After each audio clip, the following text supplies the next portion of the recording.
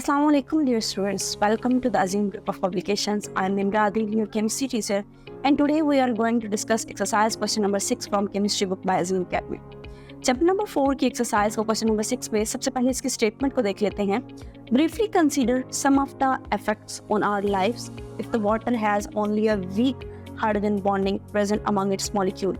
आपने डिस्कस ये करना है कि अगर हाइड्रोजन बॉन्डिंग वीक होती तो उसका हमारी लाइफ पे क्या इफेक्ट होता.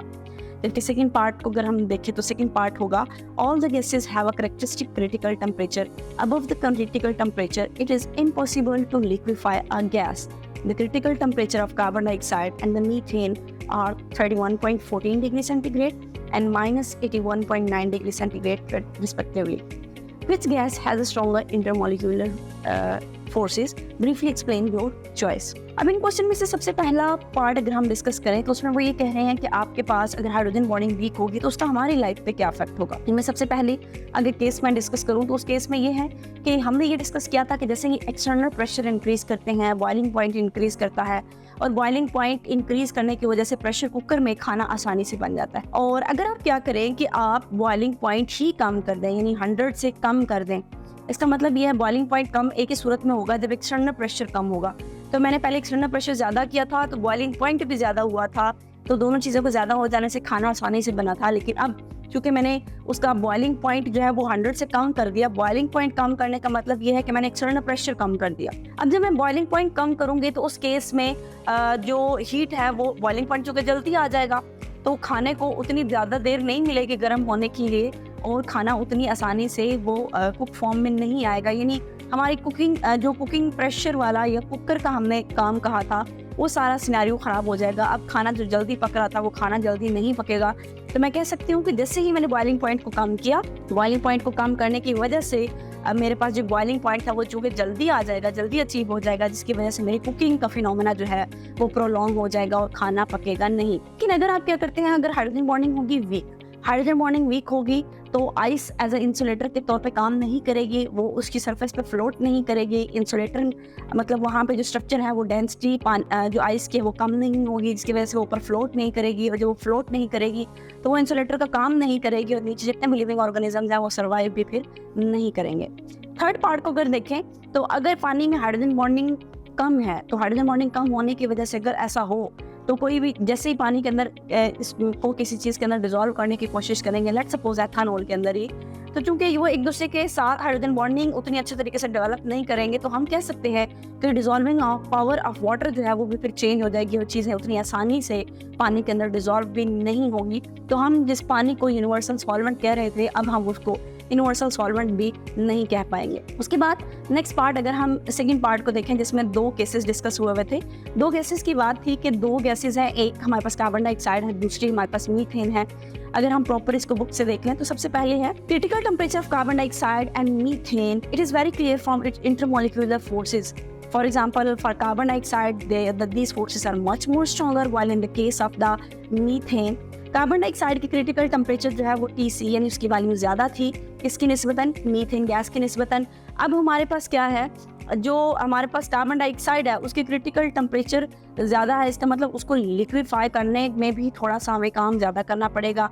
दोनों गैसेज ही नॉन पोलर हैं, दोनों गैसेज में ही लंदन डिस्पर्शन फोर्सेस हैं. लेकिन इनमें फ़र्क क्या आया, फ़र्क सिर्फ और सिर्फ ये आया कि कार्बन डाइऑक्साइड का साइज़ बड़ा था और उसकी पोलराइजेबिलिटी ज़्यादा थी, जिसकी वजह से उसमें बॉन्डिंग स्ट्रॉन्ग हुई और जब बॉन्डिंग स्ट्रॉन्ग हो गई तो उसका क्रिटिकल टेम्परेचर भी ज़्यादा हो गया. इसी के साथ अगर हम नेक्स्ट पोर्शन की तरफ जाएं, क्वेश्चन नंबर 7 है जिसमें मुख्तलिफ तरह के लिक्विड्स के नाम मेंशन है और उनकी प्रॉपर्टीज़ भी मेंशन है. और इनमें सबसे पहले अगर हम देखें तो हमारे पास मॉलिक्यूलर फार्मूला गिवन है वाटर का. उसके बाद उसके साथ हमारे पास प्रोपानोन गिवन है और ये देखिए कीटोन गिवन है और कीटोन के साथ साथ हमारे पास पेंटेन गिवन है. इनमें से रिलेटिव एटॉमिक मास वाटर का जो है वो 18 है, प्रोपानोन का 58 है, जबकि पेंटेन का 72 है. इसी तरह इंथैल्पी चेंज ऑफ वेपराइजेशन, अगर वेपर में कन्वर्ट करना है तो पानी को वेपर में कन्वर्ट करना मुश्किल है तो इसलिए 41.1 है. प्रोपानोन को कन्वर्ट करना ज़रा आसान है तो 31.9 है, पेंटेन में 27.7 है. बॉइलिंग पॉइंट वाटर का 100 है, प्रोपानोन का 56 है एंड पेंटेन का 36 है. इस टेबल को सामने रख के आपने कुछ सवालों के जवाब देने हैं. सबसे पहला क्वेश्चन है what type of intermolecular forces predominates in each liquid. 3 liquid है, एक है वाटर, एक आपके पास प्रोपानोन है यानी कि कीटोन, और तीसरा आपके पास क्या है, एक अल्केन। तो अगर इसका आंसर देखें तो हमारे पास वाटर जो है उसके अंदर हाइड्रोजन बॉन्डिंग मौजूद होगी, जबकि हमारे पास प्रोपानोन जो है उसमें डायपोल फोर्स ऑफ अट्रैक्शन है। लेकिन अगर हम पेंटेन की बात करते हैं तो उसके अंदर लंदन डिस्पर्शन फोर्सेस मौजूद है। इसी तरह अगर हम सेकंड पार्ट देखें क्वेश्चन के, सेकंड पार्ट है What do you deduce about the relative strength of these forces in the liquid? Justify your conclusion. अब ये बता तो दिया आपने कि इनके अंदर कौन कौन सी फोर्सेज हैं, लेकिन इन फोर्सेज में से स्ट्रॉन्ग कौन सी हैं? हाइड्रोजन बॉन्डिंग ऑब्वियसली सबसे ज्यादा स्ट्रॉन्ग है as compare to dipole force of attraction, and dipole force of attraction strong होंगी as compare to London dispersion forces. तो मैं ये कह सकती हूँ कि इस वक्त लंदन डिस्पर्शन फोर्सेज, चूंकि पेंटेन हमारे पास एक नॉन पोलर मॉलिक्यूल है, उसमें फोर्सेज सबसे वीक होंगी, और वो कौन सी हैं? लंदन डिस्पर्शन फोर्सेज हैं। लेकिन अगर मैं बात करती हूँ प्रोपानोन की, एक पोलर मॉलिक्यूल है, और पोलर मॉलिक्यूल होने की वजह से इसमें बॉन्डिंग थोड़ी सी पेंटेन की निस्बतन थोड़ी ज़्यादा है, इसलिए हम कहते हैं कि इनके अंदर डायपोल फोर्स ऑफ अट्रैक्शन है। लेकिन जब बात आती है वाटर पे, तो वाटर के अंदर तो पोलैरिटी सबसे ज़्यादा है, और ये स्ट्रॉन्ग हाइड्रोजन बॉन्डिंग डेवलप करने की एबिलिटी रखता है, तो इसके अंदर सबसे ज़्यादा स्ट्रॉन्ग बॉन्डिंग मौजूद है, जिसकी वजह से पानी का मेल्टिंग एंड बॉइलिंग पॉइंट्स भी ज़्यादा होंगे as compare to propanone and as compare to pentane. इसी तरह सी पार्ट को हम देखते हैं।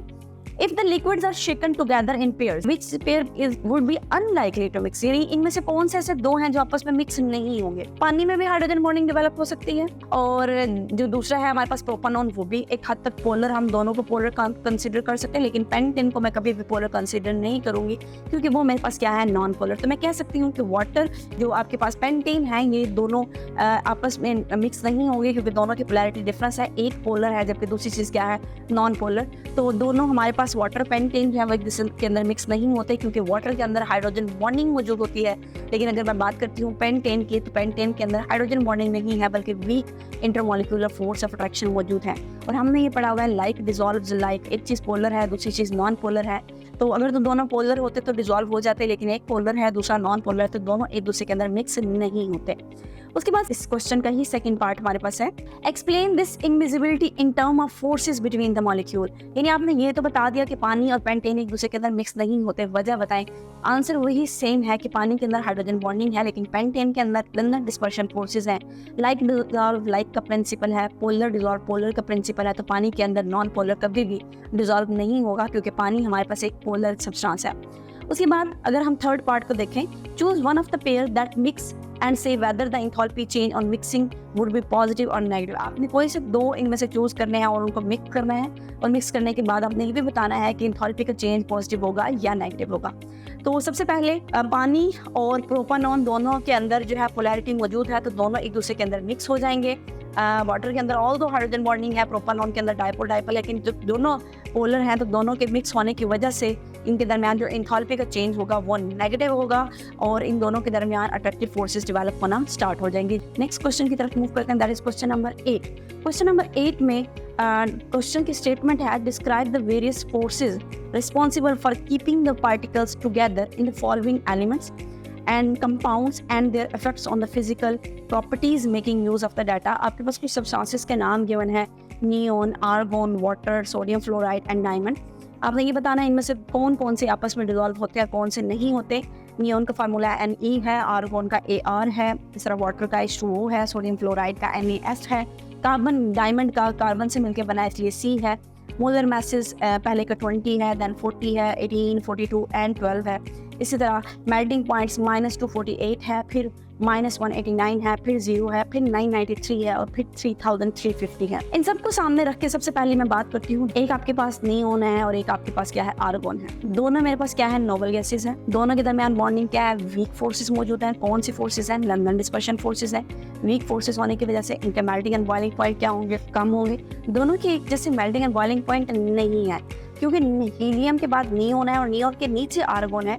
तो आर्गोन का साइज बड़ा है एज कम्पेयर टू नियोन, तो साइज बड़ा तो पोलराइजेबिलिटी ज़्यादा।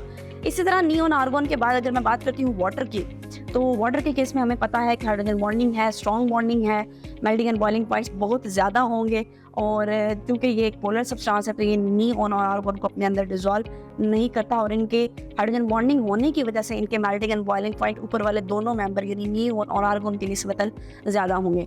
उसके बाद बात करते हैं सोडियम फ्लोराइड की। सोडियम फ्लोराइड की अगर देखा जाए तो एक सोडियम आयन है और एक फ्लोराइड है, एक पे प्लस चार्ज है, एक पे नेगेटिव है, एक कैटाइन है, एक एनाइन है, दोनों के दरमियान इलेक्ट्रोस्टैटिक फोर्स ऑफ अट्रैक्शन यानी कि आयनिक बॉन्ड मौजूद है। आयनिक बॉन्ड भी एक स्ट्रॉन्ग बॉन्ड है, इनके मेल्टिंग एंड बॉइलिंग पॉइंट्स भी क्या होंगे, ज़्यादा ही होंगे। लेकिन अगर मैं बात करती हूँ डायमंड की, तो डायमंड बेसिकली हमारे पास क्या है, एक एलोट्रोपिक फॉर्म है कार्बन की, कोवेलेंट बॉन्ड मौजूद होता है इनमें, बॉन्ड भी काफ़ी स्ट्रॉन्ग है और बॉन्ड स्ट्रॉन्ग होने की वजह से ये काफ़ी हार्ड भी होते हैं। और इसके अलावा ये हमारे पास इनके मेल्टिंग एंड बॉइलिंग पॉइंट्स भी क्या होंगे, ज़्यादा होंगे। सो आई होप कि आपको इधर तक समझ आ गई होगी। यहाँ तक किसी किस्म की कोई भी कन्फ्यूजन हो तो आप क्वेश्चन पूछ सकते हैं। आज के लिए इतना ही। अल्लाह हाफिज़।